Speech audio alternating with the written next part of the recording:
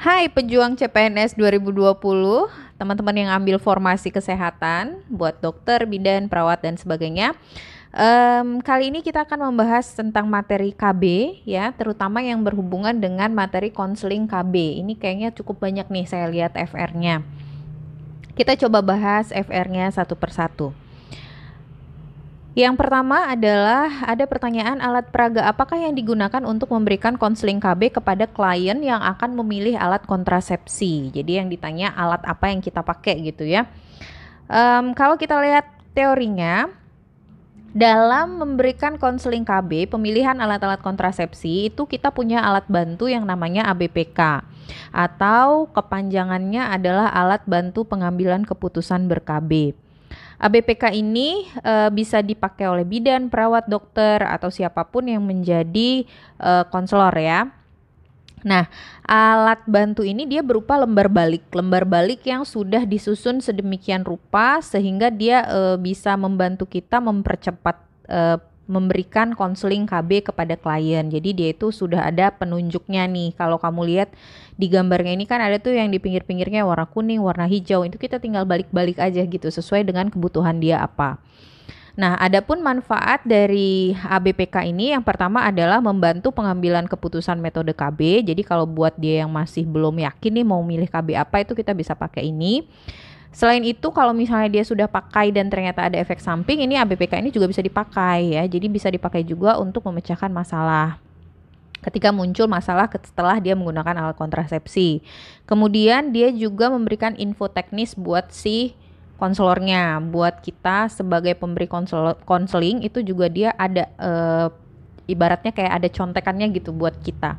Kemudian ini juga bisa menjadi alat bantu visual untuk pelatihan provider baru. Jadi kalau misalnya ada orang yang lagi belajar nih untuk memberikan konseling KB, ini juga menjadi alat bantu pelatihan gitu ya. Jadi kalau ada pertanyaan alat peraga apa yang digunakan, maka jawabannya adalah ABPK atau alat bantu pengambilan keputusan. Nah, seandainya tidak ada pilihan ABPK, kamu bisa pilih lembar balik ya.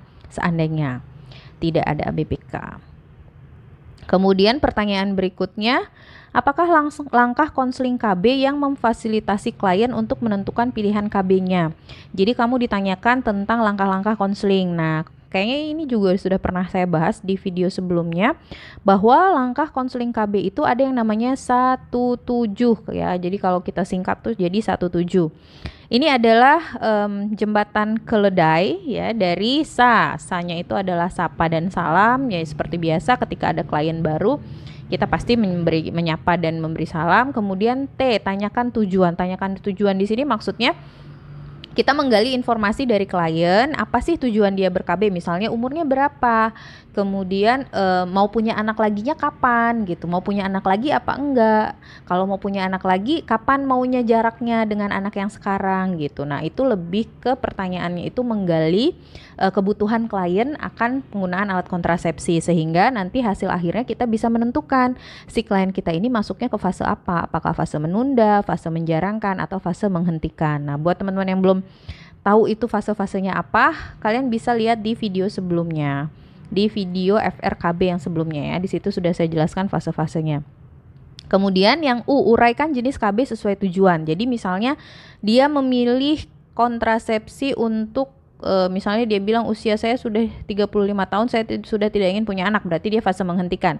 Artinya di konseling ini, diuraikan ini, kamu menguraikan jenis-jenis alat kontrasepsi yang sesuai untuk wanita di fase menghentikan kehamilan gitu. Jadi jangan disamakan konselingnya dengan mereka yang ada di fase menunda atau menjarangkan gitu, karena bakalan beda kan pilihannya.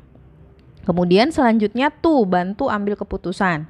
Artinya kita harus membiarkan si klien kita untuk memilih. Jadi kayak tadi misalnya kita sudah menjelaskan nih jenis-jenis alat kontrasepsi untuk fase menghentikan. Misalnya kita jelaskan tentang steril, tentang MKJP, IUD, implan gitu. Nah terus ntar dia harus memilih nih. Biarkan dia yang memilih karena kita nggak boleh memilih.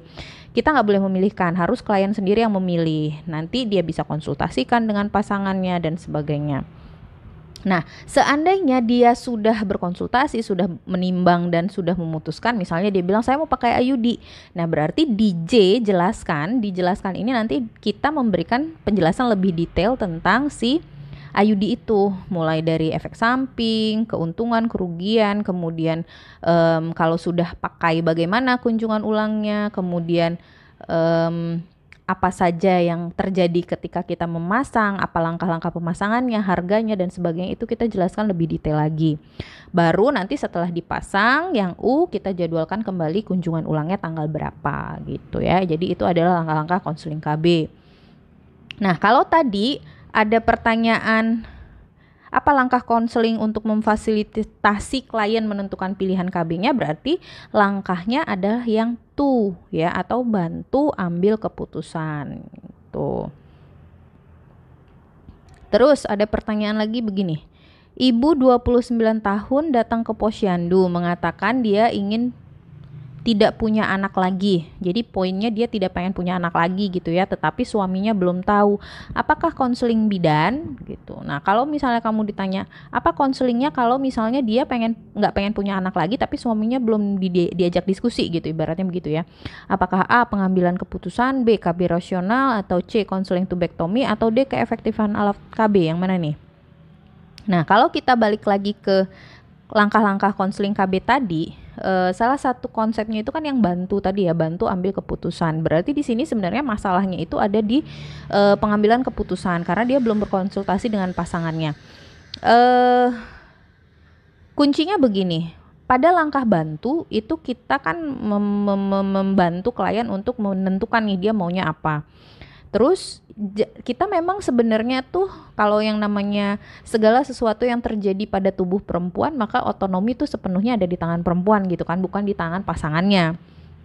Karena di konsep hak-hak reproduksi juga bahwa semua perempuan berhak untuk menentukan jumlah anak dan menentukan apa yang akan dilakukan pada tubuhnya kan gitu.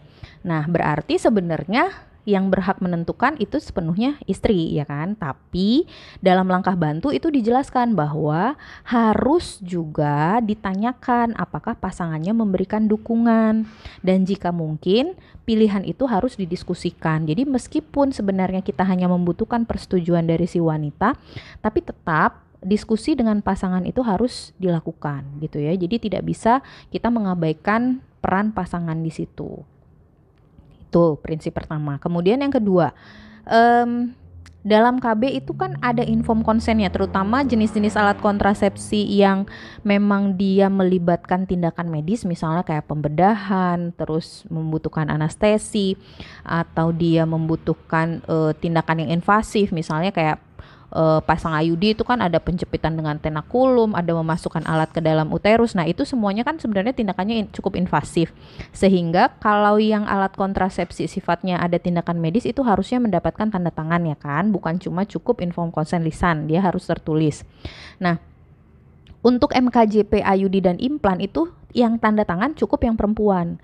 Tapi kalau khusus untuk dia yang jangka panjang steril ya, yang steril baik MOW atau MOP, itu yang tanda tangan tidak cukup hanya yang perempuan tapi juga harus pasangannya. Jadi harus suami istri karena ini melibatkan sangat mempengaruhi lembaga perkawinan. Ibaratnya kan dia jangka panjang dan steril tuh tetap gitu ya, tidak bisa dikembalikan sih sebenarnya, tapi sifatnya dia mengubah lembaga perkawinan gitu. Jadi harus ada persetujuan dari pihak suami dan pihak istri. Jadi tidak bisa di satu pihak saja.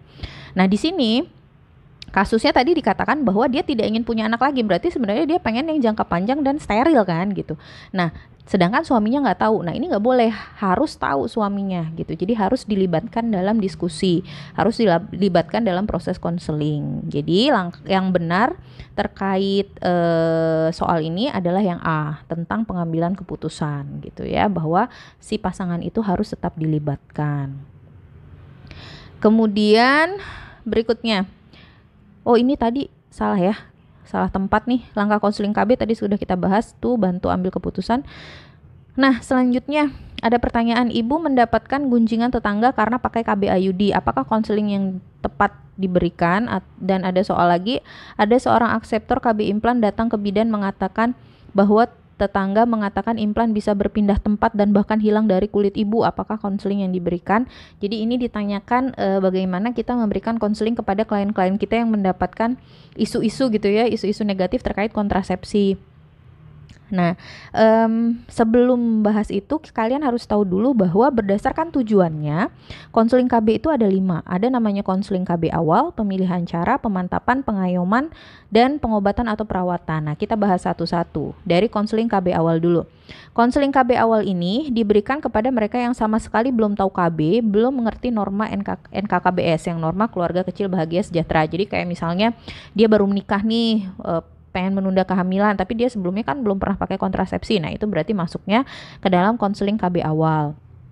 Atau dia sudah punya anak, anaknya baru usia 3 bulan misalnya, terus dia pengen menunda kehamilannya, berarti kan dia belum pernah punya pengalaman ber-KB sebelumnya. Nah, itu kita jelaskannya berarti masuknya ke KB awal. Apa sih sebenarnya tujuan KB dan sebagainya, itu masuknya ke konseling KB awal.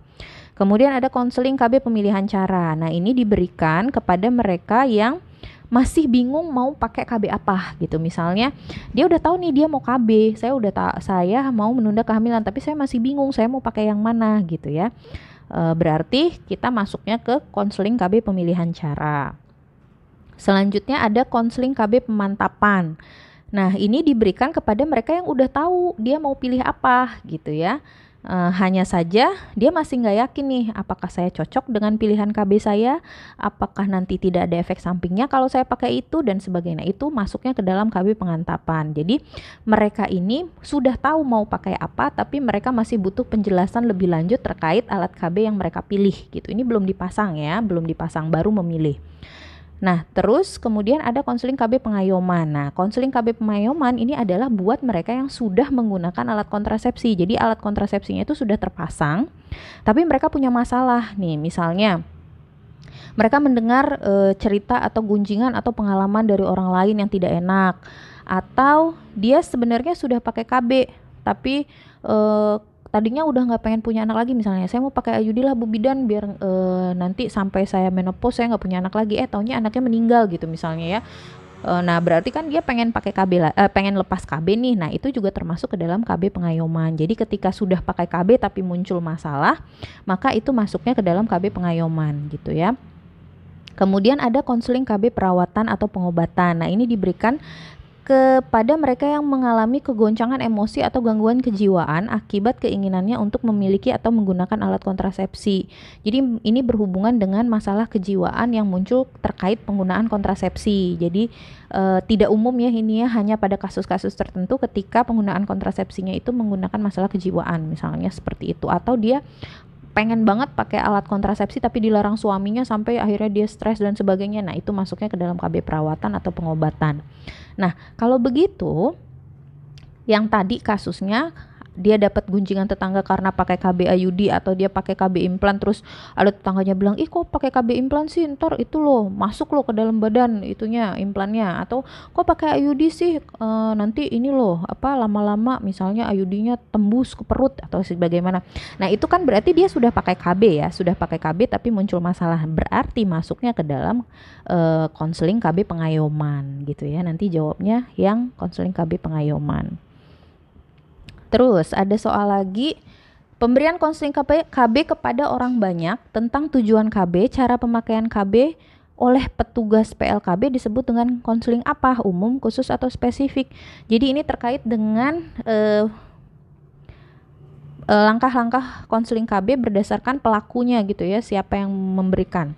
Nah, jadi berdasarkan pemberi konseling dan lokasi pemberian konseling KB itu ada 3, berdasarkan pelaku konselingnya gitu ya, yang memberikan konselingnya itu ada 3, ada konseling KB umum, khusus, dan pra dan pasca tindakan. Konseling KB umum itu diberikan oleh petugas lapangan keluarga berencana atau PLKB, penyuluh KB ya. Nah, ini tuh diberikannya itu bukan di tempat pelayanan, tapi biasanya di masyarakat gitu. Misalnya kayak dia bikin acara sendiri nih penyuluhan tentang KB gitu di balai desa misalnya, atau pemberian penyuluhannya di posyandu tentang jenis-jenis alat kontrasepsi. Nah, itu masuknya ke dalam konseling KB umum, ya, dilakukannya oleh petugas PLKB. Nah, ini bukan kepada individu pemberiannya, tapi kepada kelompok. Jadi dikumpulkan masyarakatnya gitu, kelompok kecil atau kelompok besar. Dan biasanya yang dijadikan penjelasan adalah penjelasan yang umum terkait misalnya apa sih, kenapa sih kita harus menjarangkan jumlah anak, kenapa sih kita harus pakai kontrasepsi, apa manfaatnya dan sebagainya. Itu masuknya ke konseling umum.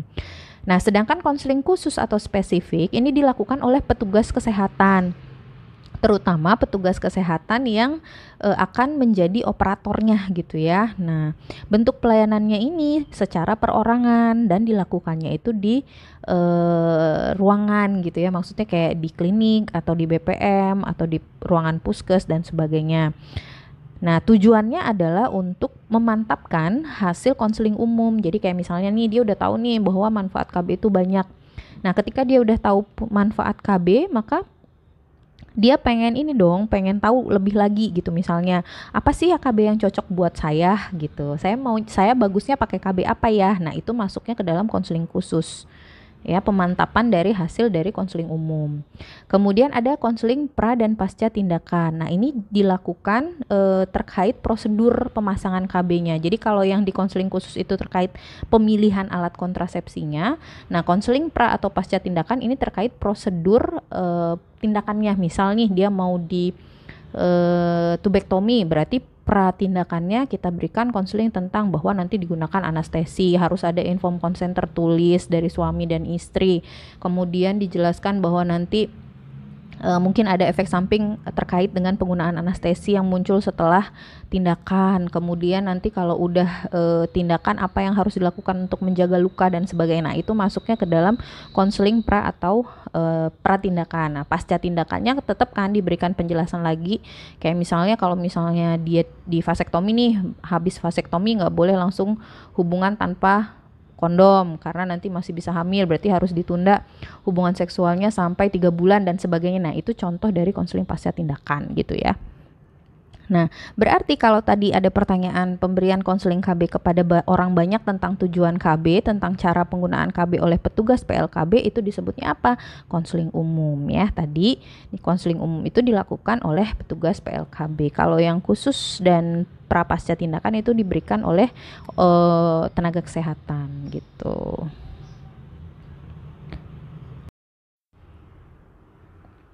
Buat teman-teman yang lagi persiapan untuk SKB CPNS 2020, Widya Medika punya 2 modul, yaitu modul SKB Kebidanan dan juga modul SKB Kesehatan Umum. Untuk informasi dan pemesanan, teman-teman bisa follow IG kita atau hubungi admin di nomor WA yang tertera di layar. Untuk teman-teman bidan, kita juga punya simulasi SKB online, jadi tryout gitu ya. Nah, tryout ini ada 5 paket soal, ada 500 soal, ada kunci jawabannya, ada pembahasannya. Kemudian kamu juga bisa melihat skor dan ranking dari seluruh peserta yang sudah mengikuti ujian. Oke, thank you for watching our videos. Kita ketemu lagi di video berikutnya. Jangan lupa nyalakan lonceng supaya kamu dapat notifikasi ketika kita ada upload video baru. Terima kasih.